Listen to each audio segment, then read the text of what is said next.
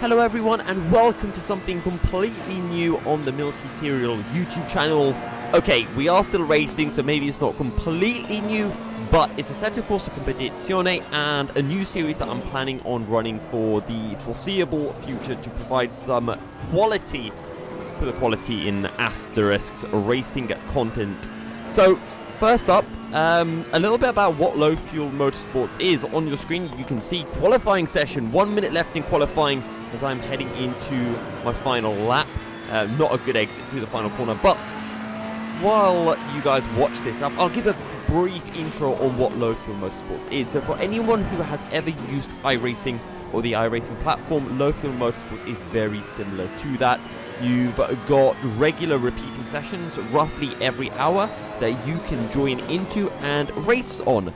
And following those races, you get a rating and a safety rating, and those change after each particular race. The track remains the same over the course of the entire week, and at the end of the week, we move on to a next race, and the championship points work in a similar way to iRacing as well. But instead of taking an average, we just pick up the, the best scoring result over the entire week. So, here we are at Misano. It's week, 7 or something, so we aren't starting from the beginning of the championship. I didn't do those races, but I recently got my new sim rig in, and I thought, you know what, let's get the racing content going again. And at the moment, we are on matching our current best of the qualifying session up at 34.8. It is night time here at Misano as we go through the triple right-hander, dropping it down into third gear. We missed the apex slightly, back onto the power. Now drop it down into first gear. We don't quite get the full lock that we would like, and not onto the power as early as possible. We do lose a bit of potential time, a little lift I think on the entry into the penultimate corner, but it's all decent. We're currently sitting in at 5th, so this is a pretty good result so far. We gain a bit of time through the final corner as well, and that is a 34.6. Not enough to take us higher. We could have maybe beaten Klausi, who was only 2/10 up the road, but alas. Anyway, jumping on into the race, as you can see, we just turned on our lights. A 25-minute race. You can see in the bottom right of your screen that we've got the fuel load change between qualifying and the race. And I like to turn my ABS down. We are racing in the Ferrari 488. That is the 2020 version. As we get off the line for our rolling start, we try to get as much heat in the tires as possible, getting a little bit of wheel spin. And, we go through turn 1, and now it's about getting your speed as close to 43 as possible. You want it to be about 43.1, 43.2. That's about as high as you can go without getting a penalty. The lights go green, and we are underway. We have the inside line down towards turn 1. Yelpo in front of us. Klausi alongside, down into second gear. The Ferrari alongside gives us space into turn 2, the left-hander, but now we've got the long sweeping right-hander of turn 3. We look for the inside, but the door is slammed shut, and rightfully so, as we drop back down into 5th, never really being able to jump up into 4th, into the double right-hander. We try to get a nice run, but, it's not exactly great. Up to third gear, and again, understeering. You can see that our tire pressures at the bottom of your screen, 25.5, light blue, they're not up to temperature. The bottom left tyre, or the left rear tyre, that's up to temperature. That's a nice green colour as we almost run into the back of Klausi, who brakes very early in my opinion, but first lap, so understandable. Thankfully, we avoid any form of an incident, and now we've got Mr. Hampson behind us. That is Weza, if anyone recognises him from his old Twitch username. And it's still his current Twitch username anyway, but on to the back straight we go. And to be honest, it's a decent start. We haven't lost any positions, we haven't gained any. It could have been worse considering that we almost ran into the back of Klausi into the left-hander, but into the triple right-hander, down into third, and Klausi making a mistake. Maybe we could look for the inside, we have a think about it, but in the end, we decide against that. Either way, we've got 4th right in front of us now, and we can get our head down and maybe be able to find a way through in the upcoming few laps. Into the final corner then, drop it down into second gear and back onto the power as early as you dare. We're 8/10 down, and, in the early stages of this race, Klausi just that little bit quicker than us. But as we fast forward a little bit on to lap 3 of the race, into turn 1 we go. And you're just going to see in a moment, Klausi running wide, and this means that we get to go on the power earlier, and we're going to close him up through turn 3. Does Klausi hold the inside? No, he does not. And we're going to sneak our Ferrari down the inside. We go into first gear. Klausi turns across us, And to be honest, I don't really know if that's my fault. Personally, I think that's on Klausi. I think he knew we were alongside in the braking zone, and he tried to slam the door shut when we were already there. Maybe I could have braked a little bit later, but I personally think that one was okay by me. Let me know in the comments if you think that was a little bit dirty, as I know I tend to have very aggressive opinions on racing. By the way, we're up into 4th, and we're just we are 3 tenths up on our PB, 2.7 seconds behind Ielpo, but sadly for us, well, we just don't quite have the pace of those guys up ahead, and over the course of this race we don't really gain any time. With 4.5 minutes remaining, you can see we're 9.5 seconds behind Ielpo, but Mr. P2 man has a drive-through penalty, which is perfect for us, because guess what that means? It means we're going to jump up into 3rd and into the top 3 for a podium in our first race at Misano. All going well here at the Italian circuit, and well, I can't really complain with this. It's not been a great race, but it's not been a terrible race either. Onto the final lap, the leader has finished his race. Mr. Hench, I don't know, those are too many vowels for me in one go to try to pronounce, but either way, we're going to take P3. It's not been a great drive from us, but we've held on to this 3rd place spot, 8.3 seconds ahead of Klausi. We'll take the podium. Nothing too bad there, and a decent way to start off the YouTube series. So, quick showing of the final results. 34 seconds behind the lead. Yeah, it wasn't great, but our fastest lap, our pace is there. 34.3, just a couple of tenths off Ielpo. However, that Bentley was absolutely rapid. We'll take it. And moving on to our second race then.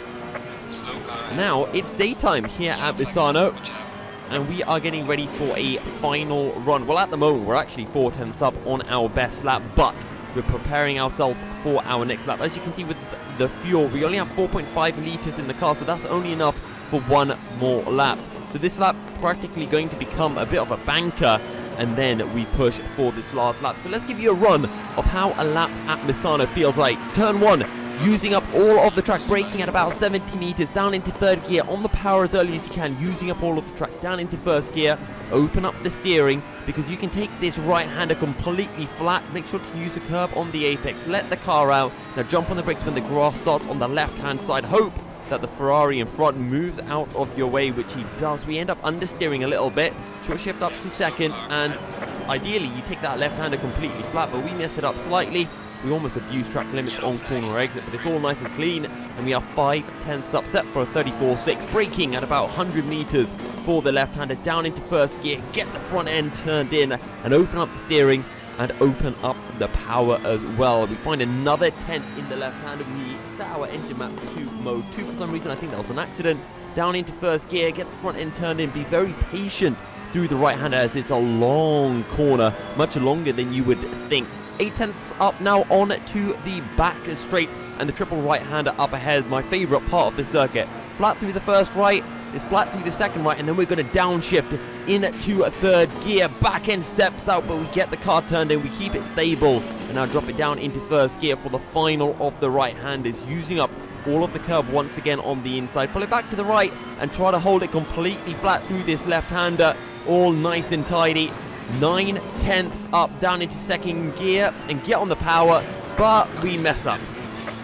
And what would have been a 34.1 is down the drain, and I'll be honest, I was very upset with this. Extremely upset, and I didn't have enough fuel to do another run, so we are starting much further down the order than I would like to be. So, we're in 14th, but this does mean that we should be having a pretty entertaining race ahead of us. So, to start, weave as much as you can, get some heat into those tyres. You can run into the back of people on the formation lap. Damage is off and contact is off, so you've got ghosting. So how good can we get this race start? We've got 25 minutes starting from 14th, and ideally I think I wanted to get P5 or so, but the lights are green and we are underway in. So ahead looks towards the middle of the circuit, which means we can have a little look towards the outside. How late are we on the brakes? Not late enough, and not that much grip on the outside of the corner. Down into 1st gear, and it's all about just keeping it nice and tidy. There's bound to be an incident in front of us. We get a good run through the long right-hander. We're already up into 14th. We look for the outside, into turn, what is it, 5 in this contact as Ronj, well, he goes round, and we move up the order. Now we've got Totti up ahead. We're up to 10th after starting, I've already forgotten where we started. I think it was in 15th. So we've gained 5 places so far, halfway through the opening lap. Can we close into Totti under braking? We can indeed. We get very close to the rear end. Not quite as close as we got to whichever car it was in front of us in race 1. But now it's just see what we can do through the remainder of this opening lap. Tires are still cold, and maybe an opportunity can present itself for us. And we can see 9th up ahead all the way, what is that, 8th, 7th, 6th, and 5th. So we can see 5th in our sights. So that goal of being able to get P5 is visible to us through the quadruple right-handers. It's 3 fast right-handers and then 1 very slow right-hander. We have put right up to the back. We have a look down the inside. Totti leaves space, thankfully. I think that was a decent send. Thankfully, Totti was compliant because that could have ended badly. But either way, we are now up into 9th place on the back of our fellow Italian Iannuzzo. And I'm guessing Totti is Italian as well. So it's 3 Italians in a row. 2 of them in Ferraris and 1 in a Bentley. Onto the brakes then for turn 1, 3rd gear, and you can see Molnitz not having a good run. We get very close to the back of the Bentley through 2 into 3, and maybe we can have a look down the inside into turn 4. How late do we dare go on the brakes? Iannuzzo has a look to the inside, so we decide to go for the outside. Iannuzzo then ends up kind of switching his line to squeeze us out wide. By the way, I don't really think looking for the outside was a good decision. We get a good run coming out the left-hander onto essentially the 2nd straight. Iannuzzo looks at defensive. Do we look for the inside? We have a little think about it, but not quite late enough, and the Bentley just parks it on the apex. We make a bit of contact, and we're going to slot behind, but this Bentley is very slow at the moment, so we want to get past as quickly as we can. We have a look to the inside. Iannuzzo keeps the door shut, not giving us any opportunity to get past. Good defensive driving from the Bentley. I don't really know about that left-hander though, because I do think he just dabbed on the brakes a little bit so that we couldn't get a run. Cheeky, nothing illegal though. But into the long right-handers we go, and maybe an opportunity could present itself into the 4th of the right-handers, or we get very close. Iannuzzo has a wobble, and we just jump on the brakes just to make sure we don't run into the back of him, because honestly, Iannuzzo looking a little bit out of control right now. We're definitely faster, probably about half a second quicker, and you can already see Molnitz in 7th has really pulled away, as has Riddick in P6, and P5 we've run a bit wide on corner exit. Get a little warning, well, it's not even a warning. Down into turn 1. And you can see just how much quicker we are than Iannuzzo on the entry, and Iannuzzo having a bit of a wobble. We have a wobble as well, but are we close enough to have a send? We're right on the back of the Bentley. Could look for the inside. Are we late enough on the brakes? No, not quite. And we'll have to sit behind once again, but look how slow that Bentley is on corner exit. It's quite ridiculous, I think. Oh, Iannuzzo has a moment. He's gone wide, and now we should be able to get a run. But that Bentley straight line speed just seems to be a little bit better than the Ferrari, or maybe that's just me. Could we look down the brakes? No, Iannuzzo keeps the door shut. We're going to get so close to the back of the Bentley, but again, the mid-corner speed for the Bentley just seems to be absolutely atrocious here at Misano. I don't know if that's a Bentley issue or maybe just a driver error. We look to get a decent exit, but either way, skipping forward, 17 minutes remaining, and the speed that we carry, we lose the back end through the corner.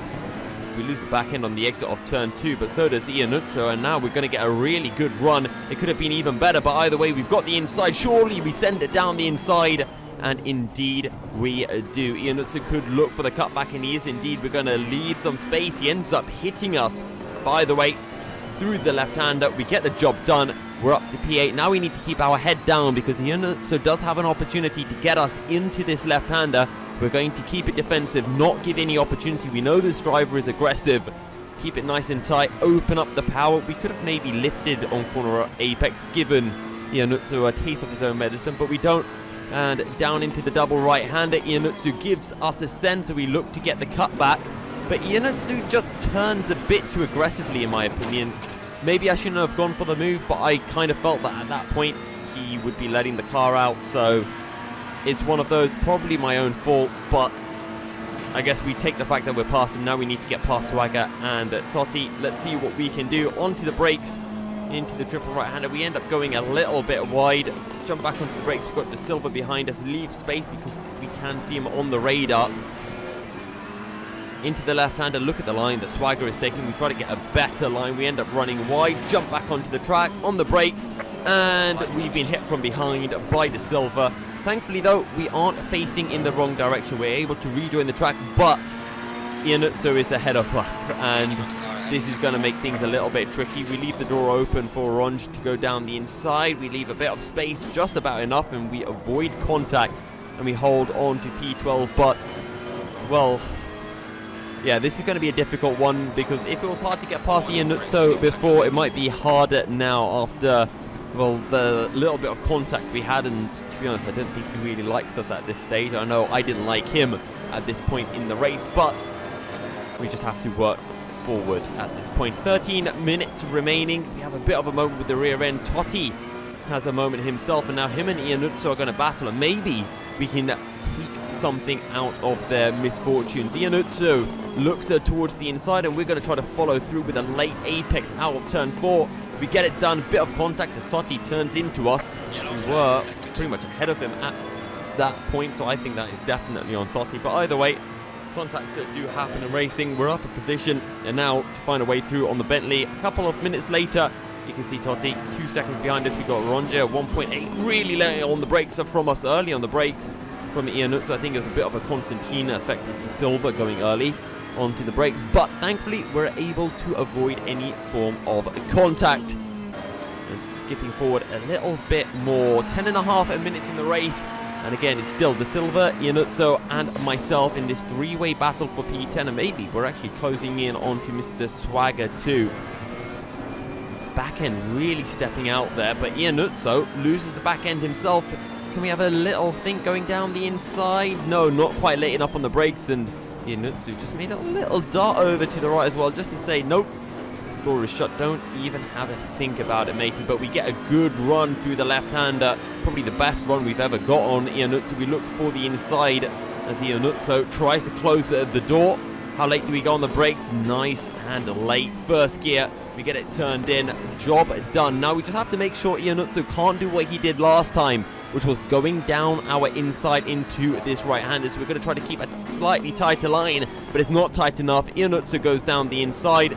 We go on the power, and Iannuzzo again holds it really tight on the apex to prevent us from being able to get the cutback.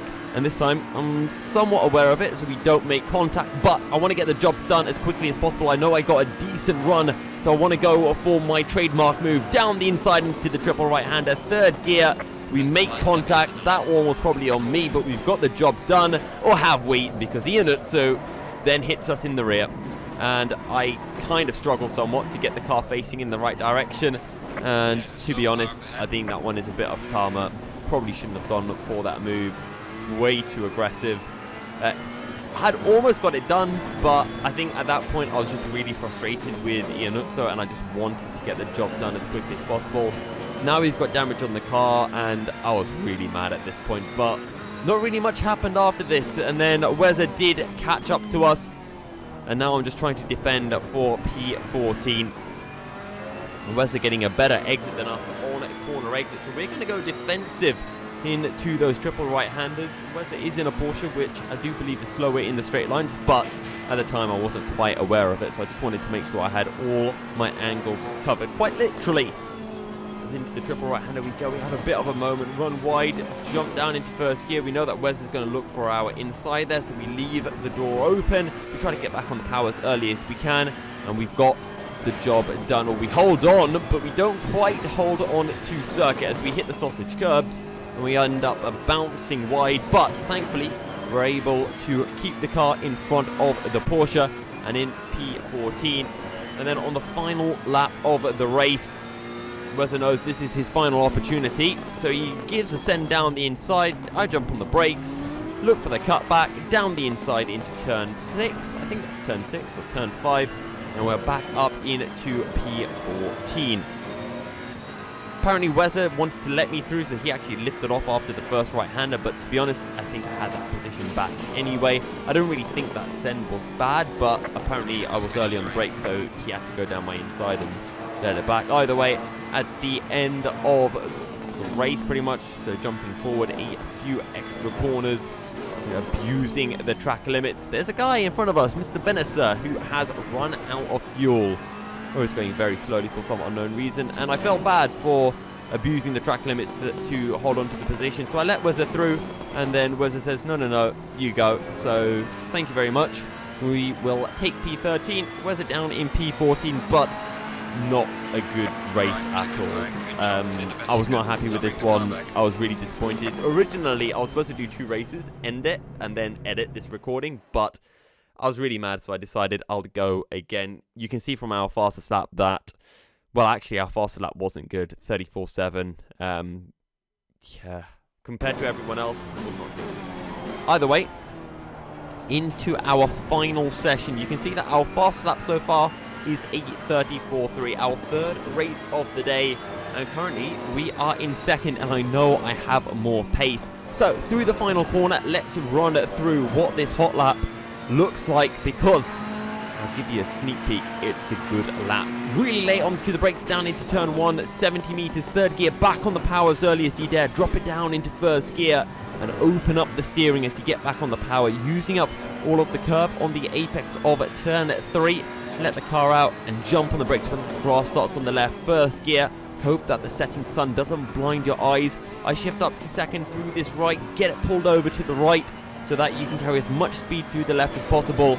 And we were 3/10 up, and we invalidated the lap. A lap that probably could have been in the 33s, but I decided to get my head down. I wanted to finish the lap off anyway.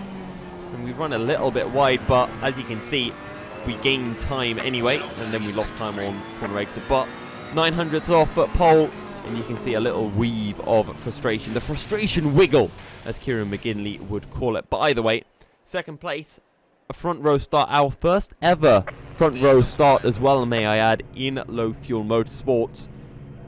Can we get a win? I don't think I've ever finished in 2nd or higher. We've got all the fuel set. We're ready to go. We're trying to get our car as high up in that green area as we can.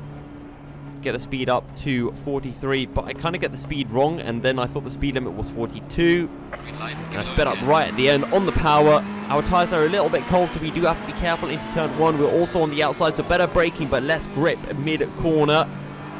And Stridham doesn't slam the door shut on us, which means we're able to get a good run through 2, maybe around the outside of 3. We can go. We almost make contact, but we leave just enough room for each other. Now hard onto the brakes, down into the right-hander. We end up braking a little bit too late on cold brakes and cold tyres, but we're going to leave space through the right-handers anyway, and I think we've got the position. We run wide, we hit the sausage curb, we lose the back end, but somehow we hold on to the car, and then I do a little dirty. I end up turning across this guy.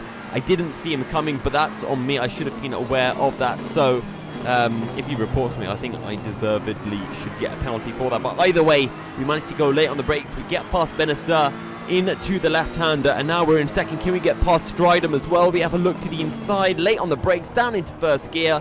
Job done. And we are back up into the lead of the race after one of the scariest moments I've ever had in an LFM race. Somehow we saved the car from spinning, and now we lead the race on the opening lap. Couldn't have really asked for a much better start. We don't have any damage to the car either. Stridham getting rather close to us through the triple right-hander, ends up making a mistake, or Benessa made a mistake, and now Stridham is ahead. So at this point, it's head down and just pump in some quick laps, because that's all that we can do at this point. We've got clear air, we've got a little bit of breathing room to the Aston Martin of Stridham behind us. So first lap done, let's power down, and well, as you can see, 1 minute 20 remaining, nothing really happened. We were able to keep things under control. Our best lap, a 33.9, but towards the end I started to really get nervous, and this allowed Stridham to catch. As you can see, we did a 35.2 that last time round, not good. So the question is, with the pressure on us, our first ever low fuel motorsports win, less than a lap away, can we keep it together? Because honestly, while I was driving, I didn't think I could. I was fully expecting myself to make a mistake. I was taking it super safe through every corner, although through that left-hander, I ended up taking it completely flat. 6 tenths clear of the Aston Martin.